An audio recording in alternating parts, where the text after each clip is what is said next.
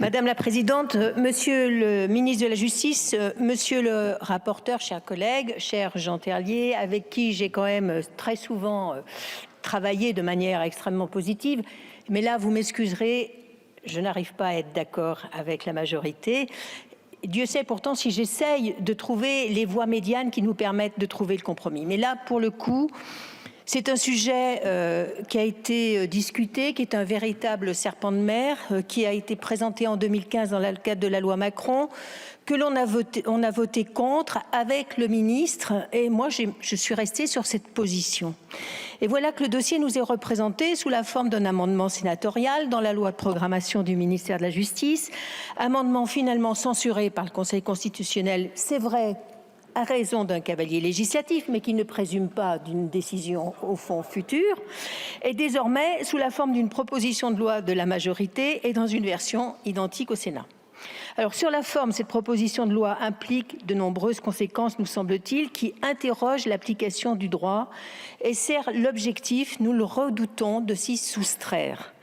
Elle ne s'accompagne par ailleurs pas d'une étude d'impact qui aurait été fort utile pour argumenter les éléments des uns et des autres sans lesquels nous pouvons trancher. L'argument servi est celui de la compétitivité juridique de la France. Nous ne disposons d'aucune étude documentée, Monsieur le ministre, sur les besoins réels des entreprises qui d'ailleurs n'ont jamais exprimé cette demande, que ce soit les PME, les ETI, les grands groupes que je rencontre sur le terrain, qui me parlent de tout, sauf du juriste d'entreprise et de la nécessité de la confidentialité. Et lors de son audition à laquelle j'ai assisté, le MEDEF ne m'a pas paru convaincu lui-même, et en tout cas il n'était pas convaincant.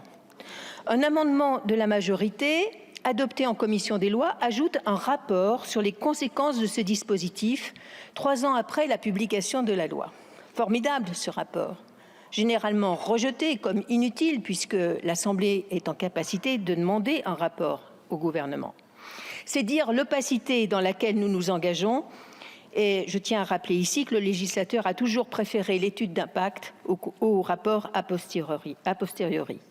Je dirais, et sans polémique, que c'est davantage un texte que j'attendrais de voir défendu par Bercy, plutôt par le ministre de la Justice, qui est finalement l'allié naturel des auxiliaires de justice.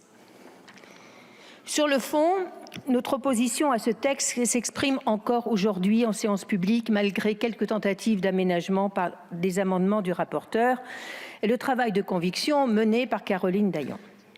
Si le gouvernement évoque sans cesse et à juste raison la nécessité de renforcer l'attractivité de l'État pour lutter contre les atteintes à la loi, ce texte, à notre sens, vient amoindrir les capacités des autorités administratives, cela a été dit, à enquêter. Il fait même peser un risque d'inconstitutionnalité, d'après l'Union syndicale des magistrats, mais bon, voilà, allez comprendre. Les régulateurs sont des acteurs puissants qui participent à l'œuvre de justice. Ils sont tous contre cette proposition qui s'inscrit à rebours de l'action que nous devons mener en matière de lutte contre la corruption. Alors qu'un amendement interdisant d'opposer la confidentialité aux autorités de l'Union européenne a été adopté en commission des lois, pourquoi à tout le moins ne pas faire de même s'agissant des autorités administratives indépendantes françaises ? Elles savent mieux que quiconque ce qui importe pour enquêter efficacement dans l'intérêt général, nous semble-t-il. Et est-ce raisonnable de priver la justice, dans l'état où elle est, de ce bras indispensable aux enquêtes que sont les régulateurs ? Ce texte, enfin, vient complexifier le droit, alors même que nous devons travailler à une simplification, Monsieur le ministre, de la lisibilité du Code de procédure pénale. Et j'approuve ce travail que nous allons faire. Alors je ne comprends pas que l'on puisse ajouter de la complexité à un dispositif, alors même que nous cherchons, dans un autre temps, à simplifier l'accès au droit. Enfin, le juge des libertés de la détention. Évidemment, il est courant de faire appel à ce juge de la liberté et de la détention qui est quasiment absent de nos ressorts de justice. Il est le recours pour tous les dossiers. Il devra également s'occuper de ce dossier et de la levée de la confidentialité. Que dire encore de ce texte, sinon que toutes les garanties que vous rappelez, Monsieur le ministre, démontrent la ligne de crête dangereuse de ce dispositif régressif.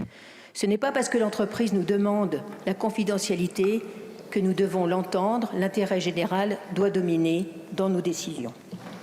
Je vous remercie. La parole est maintenant à Madame Émeline Kervidi.